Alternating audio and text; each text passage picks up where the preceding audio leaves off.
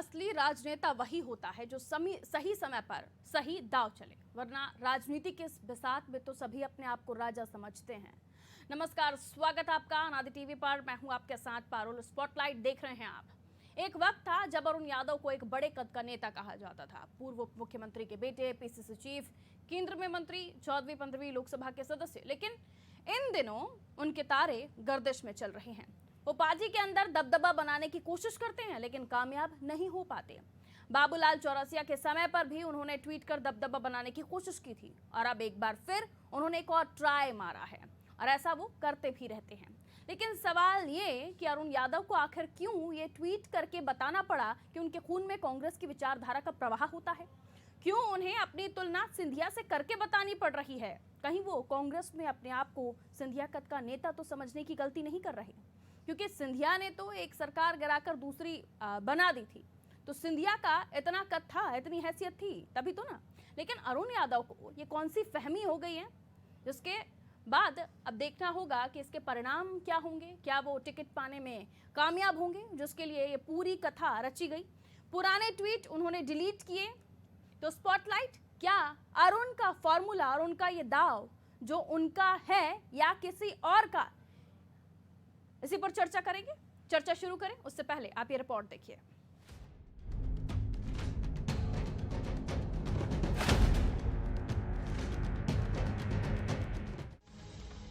मध्य प्रदेश में 1 लोकसभा और 3 विधानसभा सीटों पर उपचुनाव होने हैं, और चुनावी आहट के बीच सियासी सरगर्मियां भी तेज हो गई हैं। मध्य प्रदेश में कांग्रेस में भी एक बार फिर गुटबाजी सड़क पर आ गई है। मध्य प्रदेश में दोनों ही राजनीतिक दल चुनावी मोड में हैं, और हाल ही में पीसीसी चीफ कमलनाथ ने बैठक बुलाई थी, जिस बैठक में अरुण यादव और उनके भाई पूर्व मंत्री सचिन यादव नहीं पहुंचे थे। दोनों के इस बैठक में शामिल न होने पर अटकलें लगाई जाने लगी कि अरुण यादव पार्टी से नाराज हैं। और जब मीडिया ने सवाल किया तो जवाब कमलनाथ के करीबी पूर्व मंत्री सज्जन सिंह वर्मा ने दिया। वर्मा ने कहा उनकी काफी प्रॉपर्टी है, जमीन है, वो व्यस्त होंगे। हम उनके कॉलेज वगैरह हैं, कई कामों में व्यस्त रहते हैं। 1000 एकड़ जमीन है, खेती में व्यस्त रहते हैं। तो राजनीति की खेती करो या खेत में खेती करो, बराबर। सज्जन सिंह वर्मा के सजीबोगरीब बयान के बाद एक बार फिर लगने लगा कि अरुण यादव और कमलनाथ के बीच सब कुछ ठीक नहीं है। पुराने घाव अभी भी भरे नहीं हैं। ताज़ा बयानबाजी से एक बार फिर सियासी गलियारों में ये कयास लगाए जाने लगे कि क्या अरुण यादव बीजेपी में शामिल होंगे, क्या यादव पार्टी छोड़ेंगे। लेकिन जैसे ही अरुण यादव को समझ आया कि उनका दाव उल्टा पड़ गया है, तो उन्होंने डैमेज कंट्रोल करते हुए ट्वीट किया कि मेरे शरीर और परिवार के रक्त की एक एक बूंद में कांग्रेस की विचारधारा का प्रवाह होता है। मुझ सहित समूचे परिवार के आगे यादव लिखा जाता है, सिंधिया नहीं। अरुण यादव के एक बार फिर सिंधिया को लेकर किए गए ट्वीट के बाद सियासी बयानों ने और जोर पकड़ा, और पूछा जाने लगा कि क्या अरुण यादव को लगता है कि उनकी हैसियत कांग्रेस में सिंधिया की जितनी है, इसलिए वो अपनी तुलना सिंधिया से कर रहे हैं। इतना ही नहीं, ये भी कहा गया कि सिंधिया की हैसियत तो एक सरकार गिराकर दूसरी बनाने की थी, तो क्या अरुण यादव को गलतफहमी हो गई है? ऐसे कई सारे सवाल सोशल मीडिया पर दौड़ गए, जिस पर सवाल बीजेपी से भी हुए कि क्या बीजेपी ने अरुण यादव को ऑफर दिया है या फिर उनको पार्टी में शामिल करने कोई चर्चा हुई है, जिसका जवाब दिया नगरीय विकास मंत्री भूपेंद्र सिंह ने। उन्होंने कहा अरुण यादव को पार्टी ने न कोई ऑफर दिया, न कोई चर्चा हुई। भारतीय जनता पार्टी की तरफ से कोई भी ऐसे प्रयास नहीं हुए कि अरुण यादव जी भारतीय जनता पार्टी में आए, और ना ही भारतीय जनता पार्टी को आवश्यकता है। हमारे पास पूरे प्रदेश में सब स्थानों पर नेतृत्व है, और चाहे वो खंडवा लोकसभा क्षेत्र हो, अनेक नेता हमारे वहां पर हैं। इसलिए अरुण यादव जी को भारतीय जनता पार्टी में बात करने का या लेने का प्रश्न ही नहीं उठता है। ये उनकी अपनी अंतर्कलह है। अगर कांग्रेस का वो कह रहे हैं कि खून है, तो फिर बैठक में क्यों नहीं गए? जब कांग्रेस की बैठक थी तो उस बैठक में वो नहीं गए, उनके भाई नहीं गए, तो कांग्रेस के लोगों ने ही उनके खिलाफ बोला, भारतीय जनता पार्टी के लोगों ने थोड़ी बोला। सज्जन सिंह वर्मा जी ने उनके खिलाफ बोला। तो ये उनका अंदरूनी मामला है। इसको बीच में भारतीय जनता पार्टी को लाने का कोई औचित्य नहीं है और ना भारतीय जनता पार्टी को कोई उनकी आवश्यकता है। मतलब साफ है कि बीजेपी को फिलहाल यादव की कोई जरूरत नहीं है, क्योंकि एक तो पिछड़ा वर्ग से पहले ही बीजेपी के पास नेता हैं, जिनमें वर्तमान मुख्यमंत्री शिवराज भी हैं। दूसरा ये कि जितनी हैसियत सिंधिया की कांग्रेस में थी और जितना जन समर्थन सिंधिया को मिला, उतना जन समर्थन अरुण यादव के पास नहीं है। फिलहाल तो वो खुद वर्चस्व की लड़ाई लड़ रहे हैं। अब ऐसे में पिक्चर फिर 360 डिग्री घूमती है और सवाल ये कि आखिर क्या वजह है जो अरुण यादव कमलनाथ के घर मीटिंग में नहीं गए और क्यों वर्मा ने बयान दिया। अरुण यादव की खंडवा सीट से दावेदारी के बाद भी क्यों कमलनाथ यादव से नाराज हैं। तो इस सियासत की पिक्चर को यूं समझिए, ये सही है कि अरुण यादव खंडवा लोकसभा सीट पर अपनी दावेदारी पेश कर रहे हैं और ये भी सही है कि कमलनाथ उनसे नाराज हैं, लेकिन ये नाराजगी बहुत पुरानी है। दरअसल दमोह उपचुनाव के पहले कमलनाथ ने गोडसे भक्त बाबूलाल चौरसिया को कांग्रेस की सदस्यता दिलाई थी, जिसके बाद कांग्रेस में ही दो फाड़ हो गए और अरुण यादव ने बाबूलाल चौरसिया के कांग्रेस में शामिल होने का विरोध किया था। यादव के समर्थन में भी कुछ नेताओं ने कमलनाथ का भी विरोध किया था, लेकिन ऊंट ने करवट ली और खंडवा लोकसभा सीट खाली हो गई। अपने भविष्य को सुनहरा आंकते हुए पहले तो यादव ने पुराने ट्वीट डिलीट किए और बैठक में ना पहुंचकर दबाव बनाने की कोशिश की, लेकिन मुंह की खानी पड़ी क्योंकि वर्मा ने अपने बयान से संदेश पहुंचा दिया। अब इसे अरुण यादव का दाव ही कहा जाएगा या वो किसी और के इशारे पर बांसुरी बजा रहे हैं, ये देखना दिलचस्प होगा। ब्यूरो रिपोर्ट, अनादि टीवी।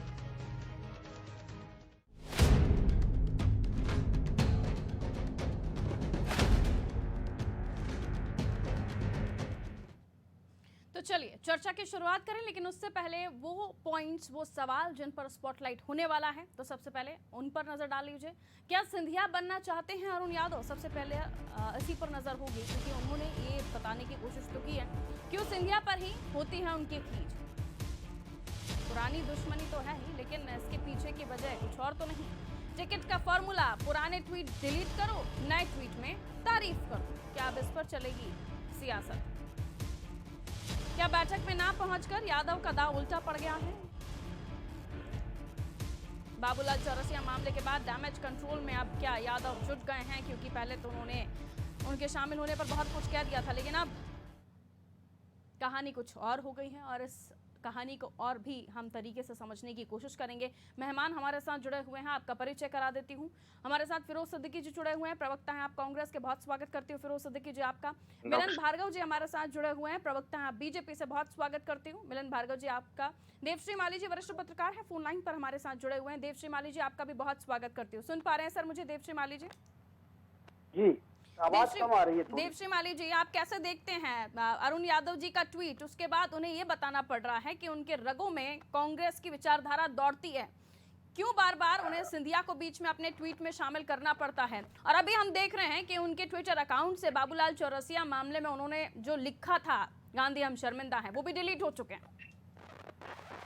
ये वो तो पहले ही डिलीट हो गया था जी, जब ये मामला सूद पकड़ा था, उसके बाद ही ये डिलीट हो गया था।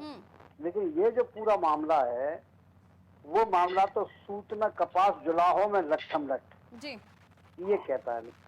अरुण यादव कह रहे हैं कि उन्हें बीजेपी में जाना नहीं है, वो उम्मीदवार है नहीं जी। कमलनाथ कह रहे हैं कि उन्होंने टिकट मांगा नहीं है। फिर जो है फटाफट जो है एक सज्जन वर्मा आते हैं।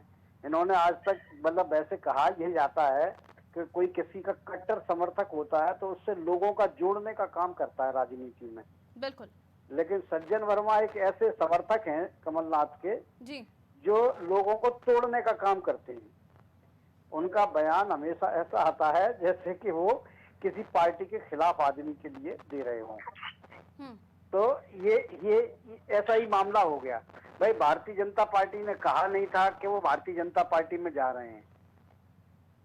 अरुण यादव ने कहा नहीं था कि वो भारतीय जनता पार्टी में जा रहे हैं। तो सज्जन वर्मा वहां बीच में कूद पड़े। तो ये कांग्रेस की विशेषता है। कांग्रेस की विशेषता और बीजेपी की विशेषता अलग अलग है। बीजेपी की विशेषता ये है कि वो कांग्रेस की खामियों को इकट्ठा करके और उन पर टारगेट करती है। और इसमें अपने जो खामियां अगर कोई आ भी रही है तो उनको इग्नोर करती है और दूसरे का भी ध्यान खींचने नहीं देती। बीजेपी की कांग्रेस की खासियत यह है कि वो अपने लोगों की खामियों को देखती है और उन्हीं को उजागर करने में लगी रहती है। उसके पास बीजेपी के लिए फुर्सत नहीं होती। जी देवश्री माली जी, मैं आपकी बातों को लिए जा रही हूँ फिरोज सिद्दीकी जी के पास। फिरोज सिद्दीकी जी, कितना सहमत हैं आप देवश्री माली जी की बातों से? देवश्री माली जी मतलब वरिष्ठ पत्रकार हैं, वो अपनी बात अपने हिसाब से कह रहे हैं, जो भी वो पत्रकारों का अपना अपना आकलन होता है जी। लेकिन यहाँ कोई कांग्रेस में टिकट को लेकर, खंडवा लोकसभा टिकट को लेकर कोई विवाद नहीं है। विवाद तो भारतीय जनता पार्टी में है, वो उनको सुलझाने हैं। हमारे यहाँ तो जो भी है सर्वे है, पूरी ग्राउंड ऑर्गेनाइजेशन, हमारी जिला कांग्रेस 3 जिला कांग्रेस कमेटियां आती हैं, उसमें खरगोन, खंडवा और बुरहानपुर तीनों जिला कांग्रेस कमेटियों से, वहां के स्थानीय विधायकों से, जनप्रतिनिधियों से चर्चा करके, और कोई भी नाम या तो हम सिंगल नाम पे ना इलेक्शन को लेकर तो हम चर्चा करते ही रहते हैं सर। सवाल ये है कि अरुण यादव जी को क्यों बताना पड़ रहा है कि उनके रगों में कांग्रेस की विचारधारा का प्रभाव होता है? क्यों वो सिंधिया से अपने आप को तुलनात्मक समझते हैं? क्या नेक्स्ट नंबर अपना मान रहे हैं क्या? तो सिंधिया जी में ऐसा क्या खासियत है, हम ये तो समझे। सिंधिया जी भी 2 बार के एमपी रहे हैं, अरुण यादव जी भी 2 बार के एमपी रहे हैं, एक बात, वो भी केंद्रीय मंत्री रहे। अरुण यादव जी तो 4 साल जो है प्रदेश कांग्रेस के अध्यक्ष भी रहे हैं, और ये उनकी खासियत है। उनके पिता बहुत बड़े कद्दावर नेता थे। तो डराने की कोशिश क्यों कर रहे हैं वो आप लोगों को? पहले बाबूलाल चौरसिया जी के मामले में बोलते हैं। कोई किसी को नहीं डरा रहा है। भारतीय जनता पार्टी जहां तक कह रही है कि वो हमने तो किसी को ऑफर दिया नहीं था, तो भारतीय जनता पार्टी ने तो सिंधिया जी को भी ऑफर नहीं दिया था। ना तो Bharatiya Janata party horse trading कर रही थी। यही भूपेंद्र सिंह वहां मानेसर में पकड़ाए थे, आपको सबको पता है। हम लोगों ने, जीतू पटवारी ने बता दिया था, जीतू पटवारी जी ने, कि ये मानेसर में थे। फिर सज्जन सिंह वर्मा जी के बातों से तो कयास लगाए जाने लगे। फिरोज जी, सज्जन सिंह वर्मा जी की बातों से तो कयास लगाए जाने लगे ना। उनका अजीबोगरीब तरीके का बयान कि उनकी इतनी प्रॉपर्टी है, फला बिजनेस है, इसलिए वो वहां व्यस्त होंगे। सचिन यादव जी का भी नहीं पहुंचना, तभी तो कयास लगे ना कि क्या उनका मूड कहीं और डाइवर्ट हो रहा है। कहीं किसी का मूड डाइवर्ट नहीं है। बैठक बुलाई गई थी, बैठक में ये जरूरी नहीं है कि सभी लोग एक ही समय में उपस्थित हो जाए बैठक में, ये जरूरी कभी नहीं होता। हर बैठकों में कोई ना कोई लोग गैर हाजिर रहते हैं, ऐसा कोई जरूरी नहीं है। और जहां तक अरुण यादव जी का सवाल है, अरुण यादव जी कांग्रेस में थे, तो यही सज्जन सिंह वर्मा जी, यही जैसे आप बता रहे हैं वैसा वो बता देते, लेकिन उन्होंने तो अलग ही जुबान में ये बात कही, तो जाहिर सी बात है फिर सवाल तो खड़े होंगे। नहीं, जब उनको सवाल किया, उन्होंने भी अपनी बात बोल दी। सब अपने अपने तरीके से अपनी बात कहते हैं। अच्छा, अगर आज फिरोज सिद्दीकी जी हमारे साथ चर्चा में पार्टिसिपेट नहीं करते तो मैं क्या देवश्री माली जी और मिलन भार्गव जी से ये कह देती कि फला बिजनेस है आपके, इसलिए आप हमें समय नहीं दे पाए? ये कौन सा तर्क होता है जवाब देने का? नहीं, ये सबका अपना अपना कहने का अंदाज है। अगर उनको हो सकता है अरुण यादव जी ने सज्जन भैया को फोन करके बताया होगा कि ऐसा ऐसा मामला है, इसलिए मैं नहीं आ पा रहा हूँ, तो उन्होंने वही बात कह दी। ये भी एक संभावना है ना। तो ये तो कोई बात ही नहीं है कि पार्टी में, और हमने सही है देवश्री माली जी जो कह रहे हैं ऑर्गेनाइजेशन से बात करेंगे। बीजेपी अपनी कमियों पर हावी नहीं होने देती और कांग्रेस अपनी कमियों को खुद थाली में रखकर मीडिया के सामने परोसती है कि ये चल रहा है हमारे यहाँ। देखिए पारोस जी, बड़ा दिलचस्प मोड़ हम देख रहे हैं मध्य प्रदेश की कांग्रेस की राजनीति में। देखिए, पतन के जिस दिशा में ये आगे बढ़ रहे हैं वो बड़े दिलचस्प मोड़ पर खड़ी हो गई है। इनकी नूरा कुश्ती, इनकी लड़ाई, कमलनाथ जी क्रिया करते हैं, प्रतिक्रिया में अरुण यादव को अपने अस्तित्व की लड़ाई लड़नी पड़ रही है। उनको बताना पड़ रहा है मैं कांग्रेस का कार्यकर्ता हूं, मैं कांग्रेस में ही रहूंगा। आज वो अस्तित्व की लड़ाई इस स्तर पे आ गई। एक पीसीसी चीफ जो केंद्रीय मंत्री भी रहा हो, सांसद भी रहा हो, उसको बताना पड़ रहा मेरे रक्त में कांग्रेस बसी है। वही कमलनाथ जी के राइट हैंड, जिस सज्जनता के साथ सज्जन वर्मा जी ने जिस सज्जनता के साथ उनकी व्यापारिक पृष्ठभूमि को बोला है और कहा है कि खेती करिए, 1000 एकड़ जमीन है, राजनीतिक खेती मत करिए, कोई एक खेती करिए। मतलब आप देखिए कि टिप्पणी भी यही कर रहे हैं, क्रिया भी इनकी और प्रतिक्रिया भी इनकी।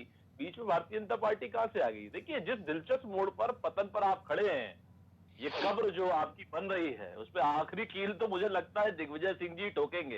ये पूरे शतरंज की चालें जो राजनीतिक चल रहे हैं वे दिग्विजय सिंह जी मजे ले रहे हैं, चाहे वो कमलनाथ जी की क्रिया हो या अरुण यादव जी की प्रतिक्रिया हो, सज्जन वर्मा जी ने जो कहा है उसकी प्रतिक्रिया तो सही मायनों में अरुण यादव जी से लेना चाहिए कि उनका क्या व्यक्तित्व, उनका क्या टिप्पणी है। सज्जनता जी ने तो आरोप लगा दी सज्जन जी ने कि वो तो बड़े व्यापारी है, बड़े उद्योगपति है, खूब सारी खेती है, राजनीतिक खेती क्यों करना। अब तो राजनीतिक खेती सिर्फ कमलनाथ जी करेंगे और उस फसल की जो बुआई होगी उसकी कटाई सज्जन वर्मा करेंगे। तो इससे तो ये साबित होता है, तो ये इनकी नूरा कुश्ती है, इनकी आपसी लड़ाई है, आपसी खींचतान है, जो सब आनंद में हम लोग ले रहे हैं, मजे ले रहे हैं। मजे लीजिए, विपक्ष अपना समय जाया कर रहा है। जनता ने जिस विश्वास मत के साथ इनको विपक्ष में बैठाया था, आज उसकी तो भरपाई ये कर नहीं पा रहे हैं, और ये मजे और आनंद की तो भी हम लोगों को समय दे रहा है। उसका आनंद की अनुभूति का आनंद करिए। मुझे लगता है विपक्ष अपने धर्म और कर्तव्य से भटक चुका है।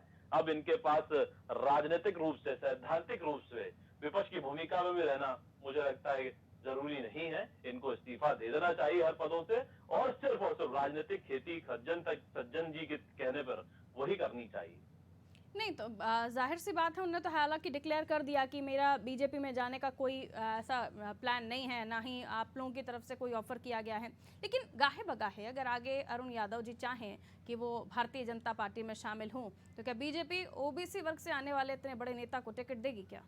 एलन भार्गव जी, ये तो अरुण यादव जी तय करेंगे उनको भारतीय जनता पार्टी में आना, हमारा नेतृत्व तय करेगा उनको लेना है कि नहीं लेना। हाँ। ये अभी जो चीज घटी नहीं उस पर चर्चा करके मुझे लगता है समय जाया करना होगा। चॉइस का मामला हो गया है, तो होनी चाहिए। अरुण यादव जी क्यों नाराज हैं? कमलनाथ जी क्या उनको पार्टी से निकालना चाहते हैं, या सज्जन वर्मा जी ने जो कहा है कि वे राजनीतिक खेती ना करें, अपनी कृषि भूमि जो 1000 एकड़ है उस पर राजनीतिक खेती करें। वो तो आने से पहले ही उनको नॉट इनवाइटेड वाली संज्ञा दे दी फिरोज सिद्दीकी जी। अब जो ये ट्वीट उन्होंने किया उसमें उन्होंने दिग्विजय सिंह साहब को भी टैग किया। दिग्विजय सिंह साहब कह रहे हैं शाबाश अरुण यादव, ये इसके पीछे की कहानी क्या है फिरोज सिद्दीकी जी? देखिए, इसमें कोई पीछे की कहानी नहीं है। हाँ। सीधी बात है कि भारतीय जनता पार्टी जो है पुरानी बच्चा चोर पार्टी है। इनके जितने लोग हैं, Hemant Biswa Sharma chief minister of Assam वो कांग्रेस के, Suvendu Adhikari leader of opposition West Bengal के वो कांग्रेस के, अभी जो इन्होंने वसुंधरा बोमई जी को बनाया है वो भी जनता दल एस से आए हैं। यहाँ का जो विधानसभा का स्पीकर है हमारे माननीय, वो भी है ना कम्युनिस्ट विचारधारा के आदमी। राम खिलावन पटेल है, वो बहुजन समाज पार्टी। तो भारतीय जनता पार्टी तो ढेर हो गई है। इनकी विचारधारा जो संघ की विचारधारा थी, संघ बहुत बड़ा था, वो तो सब अब ढेर हो गया।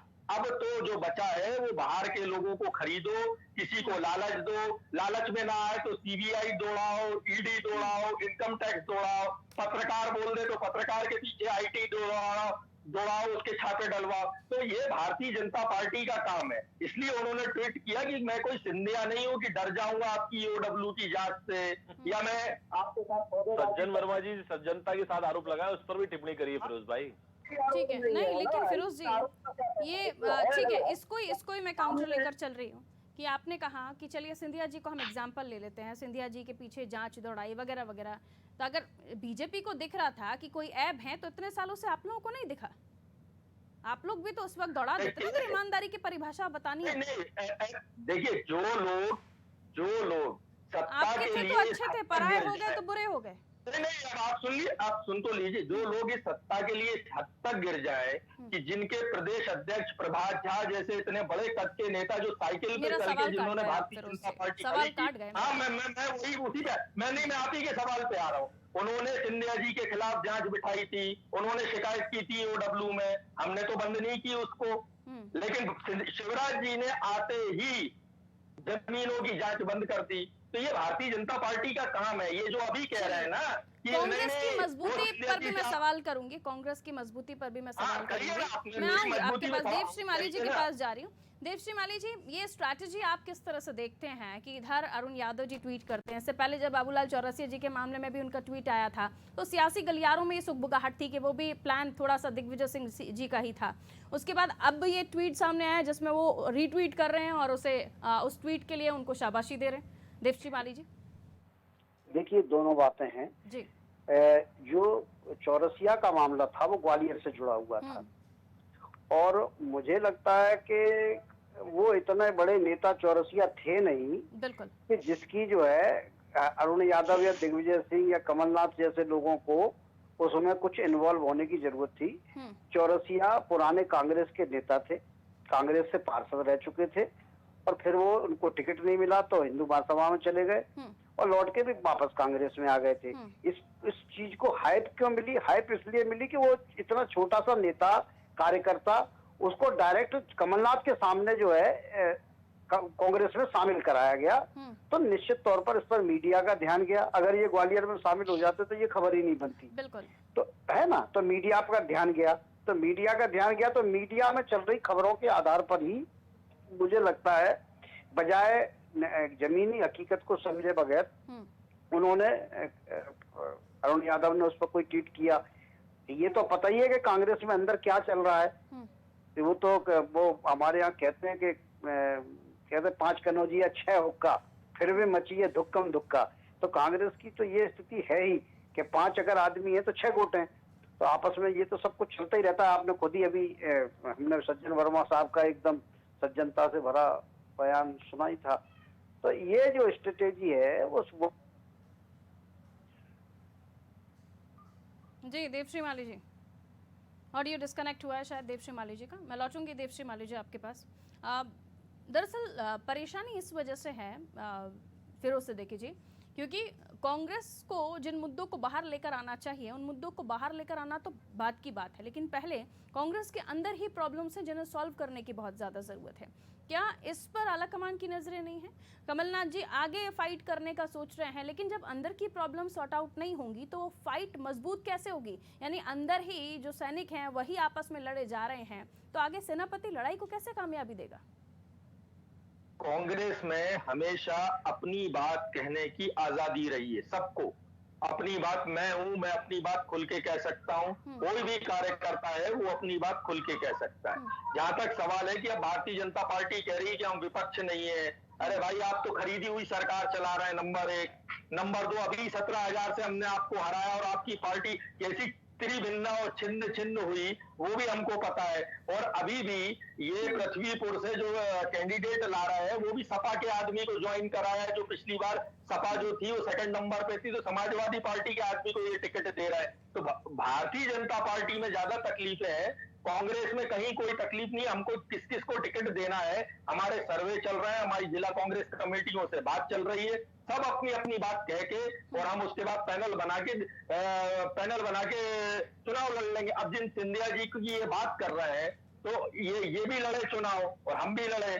17 सीटें ये जीते तो 10 सीटें हम लोग भी जीते हैं, ये भी आमने सामने की बात है, इसमें भी कहाँ गई ये बात। और ये भी सही है कि हमारा नेता टूटा, हमारे कार्यकर्ता गए, सरकार हमारी गिरी, तो हमारी तो सरकार, हमको तो बिल्कुल फंस जाना चाहिए। आपकी बातें तमाम सही हैं, लेकिन फिरोज सिद्दीकी जी, मेरा जो सवाल था कि जैसे देवश्री माली जी ने भी कहा कि सज्जन सिंह वर्मा जी क्या वाकई कमलनाथ जी के वेल विशर हैं? चीजों को संभालने की बजाय उन्हें बिगाड़ रहे थे वो। तो देखिए सज्जन भैया बिल्कुल हमेशा जो भी बात बोलते हैं खुल के बोलते हैं। कभी भी आप उनसे मीडिया के सामने आप बात करिए, वो हमेशा अपनी बात खुल के कहते हैं। उनकी यदि चर्चा हुई होगी तो उन्होंने ये बात बोली होगी मीडिया के सामने। सौम्य और इतने सुशील हो जाएं तो फिर क्या कहिएगा।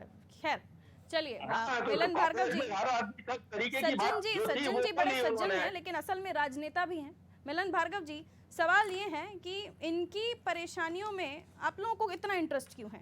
आप लोगों को तो सरकार के बारे में देखना चाहिए, जो कामकाज है उनके बारे में देखना चाहिए, महंगाई के बारे में देखना चाहिए, आने वाले चुनाव के बारे में देखना चाहिए, लेकिन आप लोगों को काफ़ी इंटरेस्ट हो जाता है इनकी तमाम प्रॉब्लम्स में। देखिए बिल्कुल हमारी रुचि का विषय नहीं है। जो जिस प्रकार की नूरा कुश्ती मची हुई है, ये इससे पूर्व भी जब इनके पिता स्वर्गीय सुभाष यादव जी थे तब भी यही हश्र उनका हुआ। इस परिवार के साथ हमेशा धोखा हुआ, वही आज अरुण यादव जी के साथ हो रहा है। कमलनाथ जी हो या अर्जुन सिंह जी हो, ये खेल वे खेलते आए हैं। किस प्रकार से राजनीतिक खेती कराना चाहते हैं या खेती तक उनको सिमटना चाहते हैं, ये तो सज्जन भाई जाने और अरुण यादव जी जाने। कमलनाथ जी और दिग्विजय सिंह जी सियासी चालें चल रहे हैं, वो सब देख रहे हैं किस प्रकार से ट्विटर पे चिड़िया उड़ाकर ये राजनीति कर रहे हैं। आज विपक्ष में आप देखिए, इतिहास दोहराने वाले अरुण यादव जी के साथ कांग्रेसी फिरोज जी लोकसभा में जाती नहीं है, तो विपक्ष है कहां? समय आप थोड़ा सा कम है, तो बहुत मैं आप ही की बातों का जवाब दे रही हूँ। फिरोज जी क्या इतिहास दोहराने वाले हैं? उनके साथ, उनके पिताजी के साथ भी धोखा, अरुण यादव जी के साथ भी धोखा। बात का धोखा, धोखे का कहाँ सवाल है? भाई ये अरुण यादव जी से पूछिए, सज्जन भाई से पूछिए, धोखा हो रहा है कि किस प्रकार से विश्वासघात किया ये जा रहा है। राजनीति की खेती ही नहीं कर पाएंगे, ये वाला तर्क थोड़ा सा समझ में नहीं आया। कौन सी राजनीति की खेती और कौन सी अपनी खुद की खेती, ये तंज समझ में नहीं आया फिरोज जी। नहीं, वो आप जिन्होंने ट्वीट किए होंगे वो जानते हैं। मैं तो एक बात स्पष्ट जानता हूँ कि अरुण यादव जी सज्जन हमारे जी की बहुत सज्जनता को कद्दावर परिभाषित कर रहे हैं हम, तो ये उनकी सज्जनता में मेरे को ये समझाइए ना कि एक राजनीति की खेती नहीं करें, वहां पर अपनी खेती करें वगैरह वगैरह, ये किस तरह का तंज कसने की कोशिश की थी उन्होंने? अब सज्जन भैया जो भी बात बोलते हैं वो खुल के कहते हैं, वो ना कोई किसी के ऊपर कमेंट करते हैं ना तंज करते हैं। जो भी आप बोलेंगे वो स्पष्ट बात करते हैं। उनसे पूछा सवाल अरुण यादव जी के बारे में गया था, तो जाहिर है उन्हीं के बारे में बोल रहे हैं। मैं इतना जानता हूँ कि अरुण यादव जी हमारे कद्दावर नेता हैं और वो रहेंगे, और उनसे पार्टी को बहुत मजबूती मिली है और मिलती रहेगी, और वो एक आम साधारण सिपाही के रूप में भी वो काम करते रहेंगे पार्टी के लिए। ठीक है, ये मुझे पता है अरुण यादव जी के बारे में। देवश्री माली जी, आप क्या कहना चाहेंगे? क्या वाकई अब दोबारा इतिहास दोहराएगा? उनके पिताजी के साथ धोखा हुआ, अब अरुण यादव जी के साथ धोखा होगा, ऐसा कुछ आपको लगता है? देखिए, अभी मैं आपको बताऊं, धोखे जैसी तो कोई बात है नहीं। हाँ। पिताजी के साथ जब हुआ तो मुख्यमंत्री पद की दावेदारी थी, विधायकों की गिनती हो रही थी, लेकिन अब अरुण यादव चुनाव हार चुके हैं। वो किसी अभी ऐसे सीन में तो है नहीं कि उनको साथ क्या मतलब क्या धोखा होगा, बताइए। टिकट दिया जाएगा, टिकट पहले भी दिया गया था, वो हार गए। अब अगर अभी भी दिया जाएगा तो अब मुझे अभी भी नहीं लगता है कि बिना अरुण यादव की सहमति या जानकारी के वहां टिकट दिया जाएगा। लेकिन ये भी एक बात मानना पड़ेगी, टिकट दें या न दें, अरुण यादव के बारे में अगर ऐसी टिप्पणी के साथ चुनाव का मुहूर्त हो रहा होगा, भूमि पूजन हो रहा होगा किसी कार्यालय का चुनाव का, कि वो अपनी राजनीतिक खेती करें, उनके पास बहुत खेती है, तो ये क्या संकेत देता, मैं तो अभी तक नहीं समझ पाया। अब वो कांग्रेस के प्रवक्ता जी कह रहे हैं, वो तो साफ बोलते हैं, तो अगर इसका मतलब है कि उन्होंने साफ बोल दिया है कि अब आप टिकट के चक्कर में मत रहो, राजनीतिक खेती करो, खेती करिए, तो इतना साफ बोलने की भी जरूरत राजनीति में नहीं रहती है, क्योंकि ये भी देखा जाता है कि उसके संकेत, संदर्भ और लोगों में क्या संदेश जाता है। नहीं, लेकिन एक चीज मैं शॉर्ट में आपसे समझना चाहूंगी देवश्री माली जी, वो बैठक में गए क्यों नहीं? उनके भाई भी बैठक में नहीं गए, उसके पीछे क्या वजह क्या देखते हैं? क्या वाकई उन्हें पता था कि अब मुझे टिकट नहीं मिलेगा, मैं क्या करूंगा उस बैठक में जाके? क्या देखते हैं? अब अंदर की बात तो मैं नहीं जानता, लेकिन जितना जानता हूँ उतना ये है कि बैठक में नहीं जाने के पहले उन्होंने पहले ही बता दिया था कि उनका कुछ उनके और उनके भाई की कुछ पारिवारिक व्यस्तता है, नहीं जाएंगे। ये व्यस्तता वाकई ईमानदारी वाली व्यस्तता थी या फिर कुछ और देखते हैं आप? देवश्री माली जी सुन पा रहे हैं क्या? चलिए, बहुत बहुत शुक्रिया देवश्री माली जी। 30 सेकंड्स में आप दोनों को दे रही हूँ। मिलन भार्गव जी, 30 सेकंड्स आपके, क्या कहना चाहेंगे? अंतिम पड़ाव। देखिए, कहने के लिए तो बहुत कुछ है। कांग्रेस को सोचना होगा कि कमलनाथ जी अपने अस्तित्व की लड़ाई में कांग्रेस के कार्यकर्ता उनके साथ हैं, या अस्तित्व की लड़ाई में अरुण यादव जी के साथ हैं, या दिग्विजय सिंह जी जो सियासी चालें चल रहे हैं कांग्रेस को खत्म करके अपने बेटे को स्थापित करने के लिए, जयवर्धन को नेता बनाने के लिए उनके साथ है, या कमलनाथ जी नकुलनाथ जी को कांग्रेस सौंपेंगे। देखिए, परिवारवाद की जिस प्रकार से सोनिया गांधी जी राहुल गांधी जी को कांग्रेस सौंपी थी, उसी दिशा में आगे मध्य प्रदेश कांग्रेस भी बढ़ रही है। अब दिलचस्प इस बात पर होनी चाहिए चर्चा कि जयवर्धन नेतृत्व करेंगे या नकुलनाथ नेतृत्व करेंगे। लड़ाई इस बात की है। फिरोज जी, अरुण यादव जी को टिकट दिया जाएगा तो वो बड़े कद्दावर नेता हैं, वो यदि किसी और को दिया जाएगा तो भी उनकी सहमति से दिया जाएगा। भारतीय जनता पार्टी सोच ले कि उसको किसको देना है, कैलाश विजयवर्गीय को देना है, अर्चना चिटनिस जी को देना है, या और भी 2, 3, 4, 5 दावेदार है, उनको देना है। महंगाई, पेट्रोल, डीजल, कोरोना, ऑक्सीजन की कमी से हुई मौतों का जवाब जनता के बीच क्या देना है, उस पर भारतीय जनता पार्टी दिमाग लगाए। आप तीनों का हमारे साथ चर्चा में जुड़ने के लिए बहुत बहुत शुक्रिया फिरोज जी, बहुत बहुत शुक्रिया मिलन जी, और बहुत बहुत शुक्रिया देवश्री माली जी। अरुण की कसक, ये कसक कहां तक जाएगी, इसके परिणाम क्या होंगे, ये तो भविष्य के कर्म में है, लेकिन सवाल ये उनका बैठक में ना पहुंचना, सज्जन सिंह वर्मा का ये बयान देना कि बहुत सारी जमीन है उनके पास, वो अपनी खेती करें, राजनीतिक खेती को अब छोड़ दें, उसके बाद उनका ट्वीट और उस ट्वीट को दिग्विजय सिंह साहब का रीट्वीट करना कि शाबाश अरुण, ये तमाम चीज़ें बहुत कुछ इशारा कर रही हैं, लेकिन ये भी कि क्या आने वाले समय में कांग्रेस में कुछ खलबली मच सकती है, या कांग्रेस में कुछ और विवाद हो सकता है, या सिंधिया पिक्चर हम फिर से कांग्रेस में देखेंगे? क्योंकि अरुण यादव साहब को क्यों बताना पड़ रहा है ट्वीट करके कि उनके रगों में कांग्रेस की विचारधारा का प्रवाह होता है? ये बताने की ज़रूरत क्यों महसूस हो रही है? क्या सिंधिया समझने लगे हैं अरुण यादव अपने आप को कि वो इस तरह का प्रेशर क्रिएट करेंगे, फिर चाहे वो बाबूलाल चौरसिया के मामले में हो, बैठक में ना पहुंचना हो, सज्जन सिंह वर्मा का इस तरह का बयान, ये बहुत कुछ संकेत दे रहा था। और अगर वो ऐसा सोचते हैं तो क्या उनके पास उतने लोग हैं? जिस तरह से सिंधिया ने जो कुछ कर दिखाया, क्या वो ऐसा कुछ कर सकते हैं? और नहीं कर सकते तो फिर ये उनकी किसी तरह की गलत फहमी है या किसी तरह की खुशफहमी है कि उन्हें लगता है कि वो ऐसा कुछ कदम उठा पाएंगे और एक प्रेशर पार्टी के ऊपर क्रिएट हो जाएगा। और अगर ऐसा कुछ वो नहीं समझते हैं तो ये प्रेशर उनका क्रिएट करना क्या सही है, क्या गलत है, ये आप लोग मुझसे बेहतर समझते हैं। लेकिन अब ये बात कहाँ तक जाएगी? क्या वाकई अब उन्हें इंपॉर्टेंस मिलने लगेगी क्योंकि उन्हीं की वजह से ये विवाद जुड़ रहे हैं, और फिर ओबीसी नेता को इस तरह से इग्नोर करना, ये अपने आप में और बड़ी बात है। जब हम देख रहे हैं कि मध्य प्रदेश में ओबीसी आरक्षण को लेकर पहले ही विवाद है, तो क्या मनाएंगे अरुण जी को, या फिर अरुण जी इस तरह का कोई काम ही नहीं करेंगे आगे, इस तरह का कोई प्रेशर नहीं डालेंगे? फिर उन्हें बताने की जरूरत नहीं महसूस होगी कि मेरे अंदर भी कांग्रेस का खून दौड़ता है, वगैरह वगैरह। खैर, फिलहाल मुझे दीजिए इजाजत, और खबरों के लिए आप देखते रहिए अनादि टीवी। रखिए अपना ख्याल। नमस्कार।